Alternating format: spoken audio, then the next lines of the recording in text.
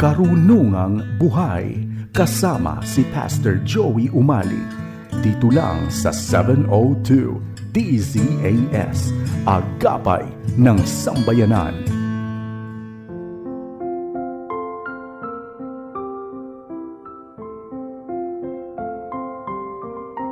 Pastor Joey Umali, samahan mo kami rito sa Karunungang Buhay. Isang mapagpalang araw sa iyo, kaibigan. Purihin ang Panginoon sa muli nating pagdiniig dito sa ating lingguhang programang Karunungang Buhay. Naririnig ninyo over 702 DZAS, gayon din sa FB Live, sa YouTube channel at maging sa GCTV. Bago tayo magpatuloy, nais kong batiin ang ating mga regular at avid listeners.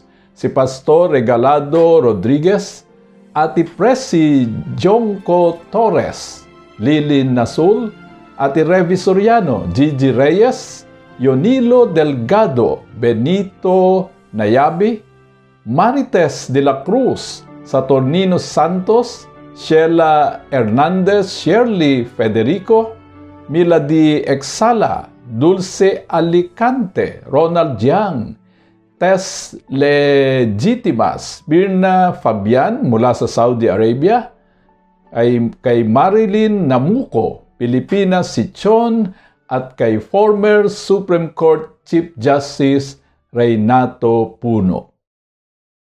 Palagi nating naririnig ang statement na Christ-centered life.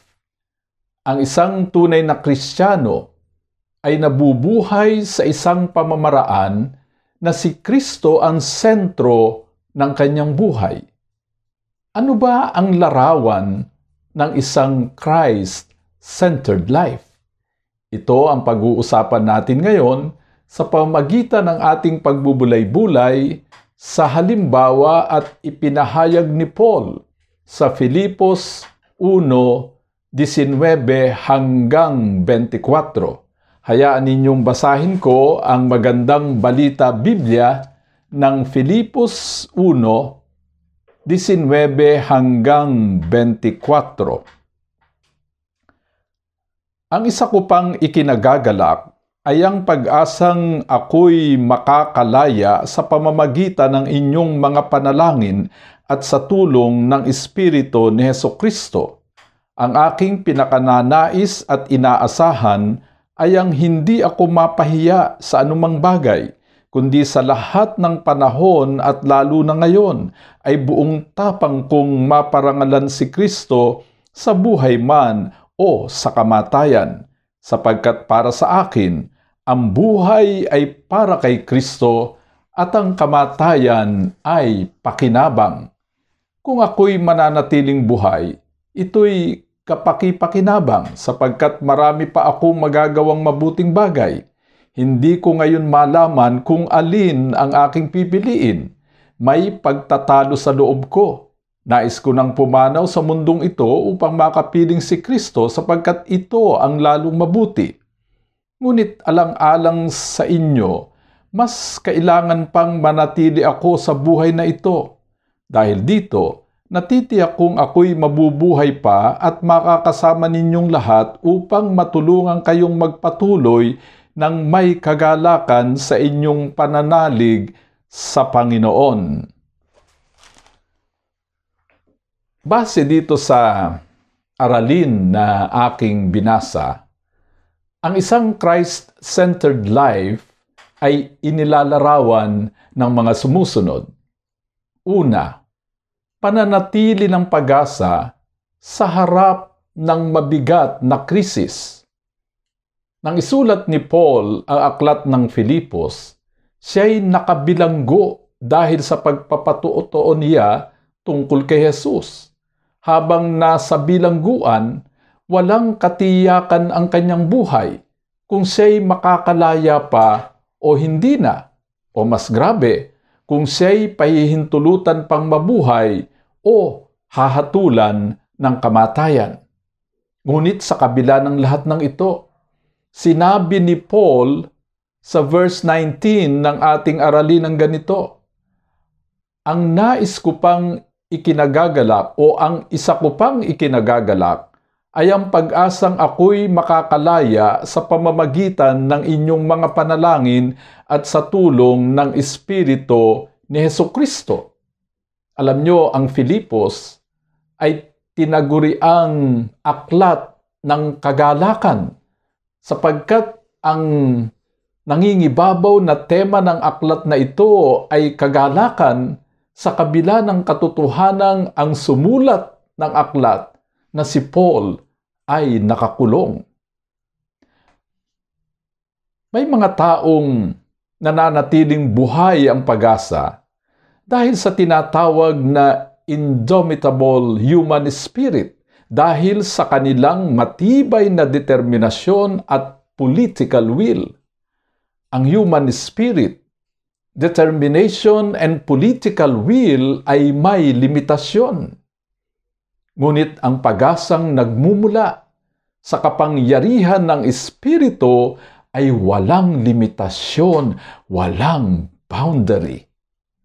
Malinaw kay Paul kung saan nagmumula ang kanyang pag-asa.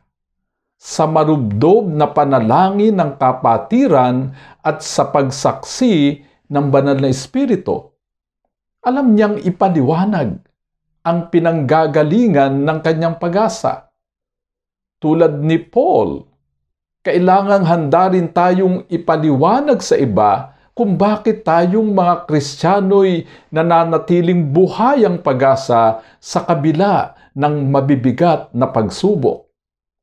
Kailangang sundin natin ang tagubilin ni Pedro doon sa kanyang aklat sa unang Pedro 3:15. Lagi kayong maging handang sumagot sa sino mang humihingi ng paliwanag sa inyo tungkol sa pag-asang nasa inyo. Ikalawa, pagnanais na maparangalan si Kristo sa lahat ng ginagawa sa buhay man o kamatayan. Ibig sabihin, hindi kayang pigilan maging ng kamatayan ang pagpaparangal kay Kristo ng isang tapat na tagasunod niya. Wika ni Paul sa verse 20 ng ating aralin, ang aking pinakananais at inaasahan ay ang hindi ako mapahiya sa anumang bagay, kundi sa lahat ng panahon at lalo na ngayon ay buong tapang kong maparangalan si Kristo sa buhay man o sa kamatayan. Dala-dala ng isang tagasunod ni Kristo, hindi lamang ang sarili niyang pangalan, kundi maging ang pangalan ni Kristo. Kapag nakagawa ng kasamaan ang isang tagasunod ni Jesus, ang karaniwang komentaryo ng mga tao ay ganito, Kristiyano pa naman. Kristiyano pa naman ay mandaraya. Kristiyano pa naman ay sinungaling. Kristiyano pa naman ay marites. Kristiyano pa naman ay bantapobre. Upang maparangalan natin si Kristo, kailangang gumawa tayo ng mga bagay na kapuri-puri. Para ganito ang sasabihin ng tao, Kristiyano kasi kaya mabait. Kristiyano kasi kaya matulungin. Kristiyano kasi kaya mababa ang loob at mapagpatawad. Ikatlo, pagtatalaga ng buong buhay para kay Kristo. Ibig sabihin, si Kristo na ang kahulugan ng buhay ng isang Kristiyano. Si Kristo ang dahilan kung bakit siya bumabangon araw-araw ng may kagalakan sa kanyang puso. Kapag natagpuan ng isang tao si Kristo, natagpuan na niya ang kahulugan ng buhay. At kapag natagpuan ng sinuman ang kahulugan ng buhay, mauunawaan na rin niya ang kahulugan ng kamatayan. Kapag nangyari ito, handa na niyang harapin ang kamatayan anumang sandali. Hindi pa tayo handang mabuhay, kung hindi pa tayo handang mamatay. Ganito ang wika ni Paul sa verse 21 ng ating aralin. sapagkat para sa akin ang buhay ay para kay Kristo at ang kamatayan ay pakinabang. Wow! This is a revolutionary theology. Ang kamatayan ay pagkalugi at pagkawala. Ngunit kapag ang isang tao'y na kay Kristo na, kapag namatay siya'y aanihin na niya ang buhay na walang hanggan sa piling ng Diyos doon sa langit. Noong panahon ni Paul, laganap ang pilosopyang kung tawagin ay Epicureanism.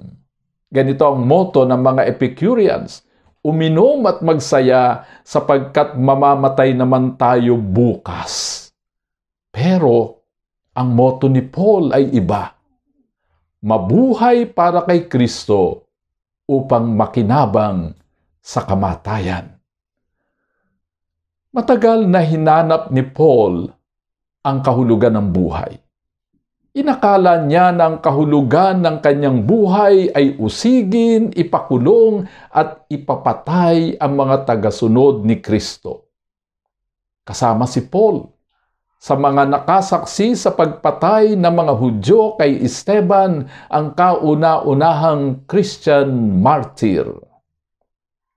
Sa daan ng Damasco, natagpuan ni Paul ang Kristong bumangon sa libingan at doon nagtapos ang paghahanap niya sa kahulugan ng buhay nang matagpuan niya si Kristo. Natapos din ang paghahanap niya sa kahulugan ng buhay. Sa atin, ang daan ng Damasco ay ang mga bagay na humahadlang upang ating matagpuan si Kristo at upang siya na ang ating maging buhay. Kailangang wasakin natin ang mga daang ito na tulad ng pagkainggit, bisyo at kawalan ng pagpapatawad. Kapag nawasak natin ang mga daang ito, sa atin ang tunay na daan, si Kristo na nagsabi sa Juan 14:6, "Ako ang daan, ang katotohanan at ang buhay. Walang makapupunta sa Ama, kundi sa pamamagitan ko." Ikaapat, paghihintay ng may pananabik sa kamatayan. Mayroon akong kaibigan na nagsabi sa akin ng ganito: gusto kong pumunta sa langit pero hindi naman ako nagmamadali.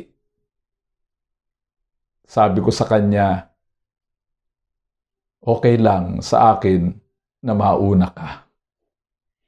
Sino nga ba naman ang nagmamadali na magpunta sa langit kahit tiyak na niya na sa langit siya pupunta? Kung tayo'y papipiliin sa pagitan ng buhay o kamatayan, marami sa atin tiyak na pipiliin ang buhay. Ang pipili lang siguro ng kamatayan ay ang mga taong hirap na sa kanilang nararanasan dahil halimbawa sa isang mabigat na karamdaman. Si Paul ay nalilito. Hindi malaman kung ano ang pipiliin. Ganito sabi niya sa verse 22 ng ating aralin: "Kung ako'y mananatiling buhay, ito'y kapaki-pakinabang sapagkat marami pa akong magagawang mabubuting bagay." Sa isip ni Paul, kung siya'y mamamatay, ay mabuti para sa kanya sapagkat makikinabang siya, sapagkat tatanggapin na niya ang buhay na walang hanggan, sapagkat matatapos na ang kanyang mga paghihirap. Sa makatuwid, para kay Paul, ang pagpili sa kamatayan ay isang makasariling nasain dahil alam niyang marami pa siyang magagawang kabutihan para sa kapakanan ng kapwa, bagamat ito'y mangangahulugan sa kanyang part ng maraming sakripisyo. Isang kinikilalang church leader ang seryosong nasugatan sa isang vehicular accident na kagagawan ng isang lasing na driver ng truck na bumangga sa sinasakyan nilang kotse. Maraming naniniwalang hindi na siya makaliligtas sapagkat total wreck ang kanilang sasakyan. Ngunit sa biyaya ng Diyos, naisalba ang kanyang buhay. Iisa ang sagot niya sa mga nagtatanong kung bakit siya nakaligtas, sapagkat marami pang ipagagawa sa kanya ang Diyos. Ang buhay ay kailangang tingnan natin bilang isang pagkakataon na ibinibigay sa atin ng Diyos upang gumawa ng kabutihan, unay para sa iba at pangalawa lamang para sa ating sarili. Ang una ay tinatawag na self-centered at ang pangalaway Christ-centered. Ang self-centeredness ay humahantong sa kamatayan, ngunit ang Christ-centeredness ay humahantong sa buhay na walang hanggan. Mahalagang matiyak natin ang dahilan kung bakit tayo'y nabubuhay, sapagkat ito ang magdidikta sa lahat ng ating gagawin sa araw-araw. Kung ikaw ay naniniwala sa materialistic philosophy, nang makapagpapaligaya sa buhay ay ang mga material possessions, wala kang hahangarin at gagawin araw-araw kundi ang magpayaman. Ngunit kung naniniwala ka sa Christian theology na ang makapagpapaligaya sa buhay ay ang paglilingkod sa Diyos at sa kapwa, wala kang hahangarin at gagawin araw-araw kundi ang sundin ang sinabi ni Jesus sa Mateo 6:19 hanggang 21. Huwag kayong mag-impok na mga kayamanan dito sa lupa. Dito'y may naninirang insekto at kalawang at may nakakapasok na magnanakaw. Sa halip, mag-impo kayo ng kayamanan sa langit, dooy walang naninirang insekto at kalawang at walang nakapapasok na magnanakaw. Sapagkat kung saan naruroon ang inyong puso, ay doon naruroon. Sapagkat kung saan naruroon ang iyong kayamanan, naruroon din ang iyong puso. Ikalima, pakikisangkot sa paglagong espiritual ng kapwa. Ito ang isa sa gawain na magdudulot sa atin ng kayamanang espiritual. Wika ni Paul sa verse 25 ng ating aralin, dahil dito natitiyak kong ako'y mabubuhay pa at makakasama ninyong lahat upang matulungan kayong magpatuloy ng may kagalakan sa inyong pananalig sa Panginoon.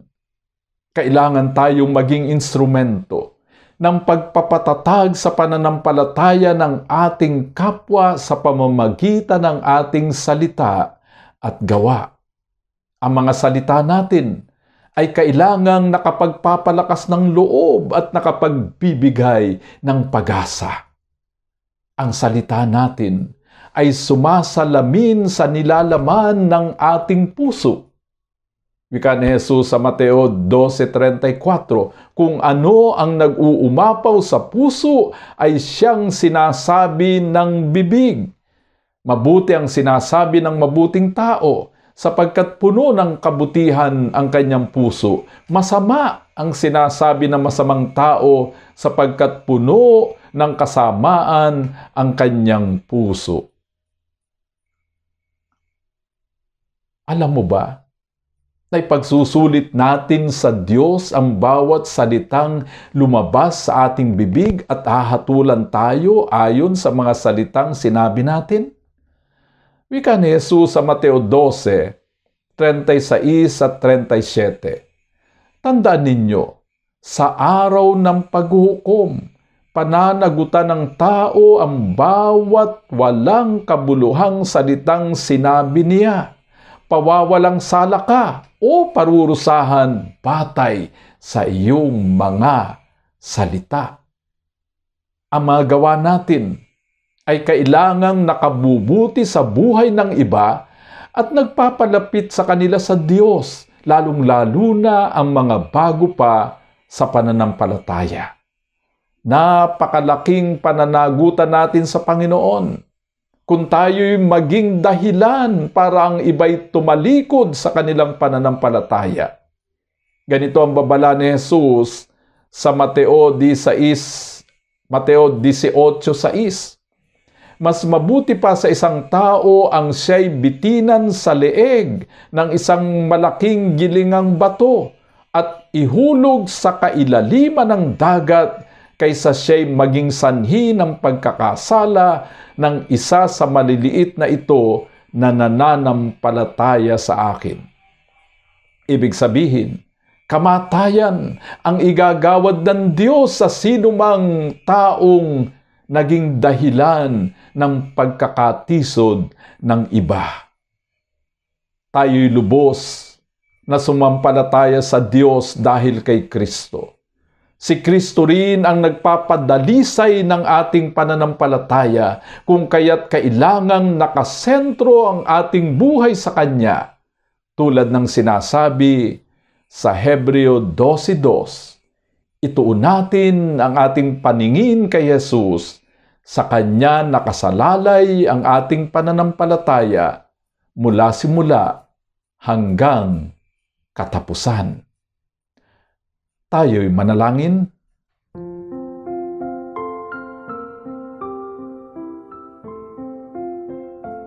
O banal naming Diyos, aming Ama, tulungan niyo po kaming ang aming buhay ay masentro lamang sa iyong anak na si Jesus, na kami ay maging Christ-centered sa halip na self-centered. Tulungan niyo kami sa panahong ito ng materialismo na lagi naming uunahin ang mga bagay na may kaugnayan sa aming relasyon sa iyo at sa aming kapwa. Sa pangalan ng Ama, ng Anak, at ng Banal na Espiritu. Amen. Maraming salamat sa iyong patuloy na pagsubaybay dito sa ating lingguhang programang Karunungang Buhay. Hanggang sa susunod na linggo, tandaan mo, mahal ka ng Diyos kahapon, ngayon, at bukas.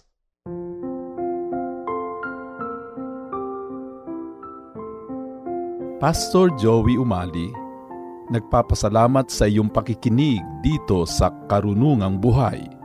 Hanggang sa susunod na linggo, tandaan, ang salita ng Diyos ay karunungang buhay at tanglaw sa ating landas, isa-isip at isa-buhay para sa matagumpay na pamumuhay.